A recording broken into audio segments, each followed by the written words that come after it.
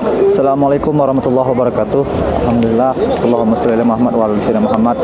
Di belakang saya adalah ini Masjid Kubah Hijau ya, karena di bawah itu adalah makam Rasulullah Shallallahu Alaihi Wasallam. Baik, jadi ternyata kalau yang saya bayangkan Masjid Nabawi itu yang sekarang itu tidak seluas yang saya bayangkan. Dan Masya Allah di sini ternyata memang tidak seluas yang saya bayangkan, ternyata lebih luas lagi ya, karena memang terjadi beberapa kali pemekaran ya, beberapa kali penambahan luas dari masjid ini yang dulunya itu hanya 50 kali 50 meter dan tidak beratap, dan itu dilakukan atau ditegakkan, didirikan oleh Rasulullah SAW bersama para sahabat pada saat itu. Nah, dan tadi ketika dari bandara sampai ke Masjid Nabawi ini ya, sampai ke hotel, memang dilihat ternyata Madinah ini menjadi daerah yang luar biasa besar, luar biasa maju. Bahkan dari selama ini saya pernah berjalan-jalan kemana-mana yang gunakan pesawat. Nah, baru ke Madinah yang saya lihat terang itu, Masya Allah terang gitu kan. Nah, dan kalau kita baca sejarah, Madinah ini dulunya itu bukanlah negara yang maju gitu, bahkan negara yang daerah yang konflik gitu kan, peperangan antara Aus dan Khazraj, kemudian juga orang Yahudi. Nah, maka pertanyaannya kapan Madinah ini pertama kali bisa dimasuki oleh kaum muslimin, ya kan? Rasulullah Shallallahu Alaihi Wasallam hijrah ke Madinah tentu perlu ada persiapan, ya kan? Perlu ada orang yang pertama kali lobby ke sini sehingga, atau yang berproses di sini sehingga bisa kaum muslimin itu hijrah ke Madinah dengan aman ya. Nah, pertanyaan siapakah yang pertama kali membawanya, yang pertama kali diamanahkan sama Rasulullah SAW untuk berdakwah di kota Madinah ini dulunya, atau Yasrib dulunya, namanya adalah seorang sahabat yang bernama Mus'ab bin Umair ya. Dia adalah dikenal sebagai duta pertama umat Islam ya untuk berdakwah ke luar kota Mekah.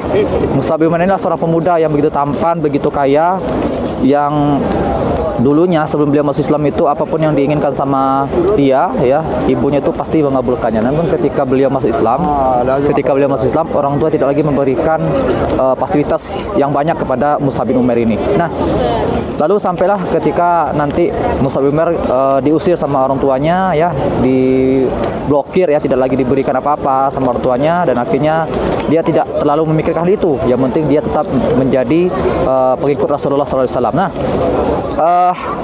dampaknya begitu besar adalah ketika di tahun 12 kenabian ya, di tahun 12 kenabian Rasulullah SAW bertemu dengan orang-orang Yasrib ya, yaitu pada saat Baiat Aqobah yang pertama. Sebelum Baiat Aqobah pertama itu ada lagi peristiwa lain ya, tapi tidak saya ceritakan Mus'ab bin Umair dulu. Nah, maka ketika orang-orang yang setelah Baiat Aqobah ini tadi 12 orang yang melakukan Baiat Aqobah pertama ini, yang berasal dari orang-orang Yasrib itu, maka Rasulullah SAW mengutus seseorang yang bisa mengajarkan Islam di kota Yasrib pada saat itu. Nah, maka diutuslah anak muda yang bernama Mus'ab bin Umair yang nanti akan berdakwah di Yasrib ini. Nah, dari 12 orang ini ditambah Mus'ab bin Umair, itulah yang nanti akan mencari-cari kader-kader baru di Yasrib ini. Dan akhirnya nanti Masya Allah terbukti ya, banyak para tokoh-tokoh yang masuk Islam. Yang besar itulah Sa'ad bin Mu'az ya, kemudian juga ada Usaid bin Hudair, itu tokoh-tokoh yang luar biasa penting ya. Ketika beliau masuk Islam, mereka masuk Islam itu banyak yang masuk Islam gara-gara mereka berdua. Nah, maka kisahnya adalah bagaimana Mus'ab bin Umair itu berdakwah yang nanti ditemani sama As'ad bin Zurarah ya. As'ad bin Zurarah ini nanti kita akan ceritakan juga di tempat yang lain, itu juga ada yang fenomenal. Nah, Mus'ab bin Umair ini dia berdakwah bersama As'ad bin Zurarah, dan Masya Allah di tahun berikutnya, di tahun ini kan Rasulullah mengutus mereka ini di tahun 12 kenabian. Dan tahun berikutnya di tahun 13 kenabian, hasil dari rekrutan Mus'ab bin Umair ternyata berhasil membawa sekitar 75 atau 78 umat Islam yang baru, ya umat Islam yang baru yang berasal dari Yathrib. Masya Allah. Jadi dari 12 orang akhirnya berhasil membawa sampai 70-an lebih, 75, 78 orang berangkat ke kota Mekah. Untuk ngapain? Mereka mau berbaiat kepada Rasulullah SAW, ya, menyampaikan keislamannya kepada Rasulullah SAW, menyampaikan sumpah setianya kepada Rasulullah SAW, dan akhirnya terjadilah yang disebut dengan baiat Aqabah kedua.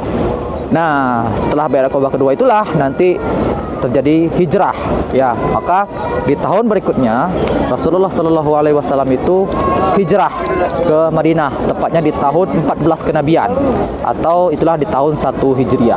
Nah, kalaulah Mus'ab bin Umair itu gagal pada saat dakwahnya, mungkin Rasulullah tidak mulus dalam berdakwahnya, ya. Karena apa? Karena keberhasilan dari Mus'ab bin Umair, seorang pemuda yang berhasil berdakwah di Madinah ini, sehingga apa hasilnya? Masya Allah. Kalau kita lihat di YouTube, ya, kalau kita lihat di Google, ini Madinahnya luar biasa sekali. Dan tentu Mus'ab bin Umair menjadi orang yang memiliki saham yang besar dalam amal jariah, karena udah berdakwah di kalangan orang Yathrib dan diterima, dan berhasil mengajak para tokoh, ya, di Yathrib ini, sehingga Madinah, ya, yang dulunya tempat konflik, ya, mungkin kalau orang Indonesia ngomong tempat orang jin buang anak mungkin kan, ya, karena memang sering kali terjadi wabah penyakit gitu kan, terjadi wabah penyakit di Yathrib. Namun ketika Islam datang, ya, ketika sudah datang, malah kotanya menjadi semegah ini. Masya Allah, luar biasa, ya.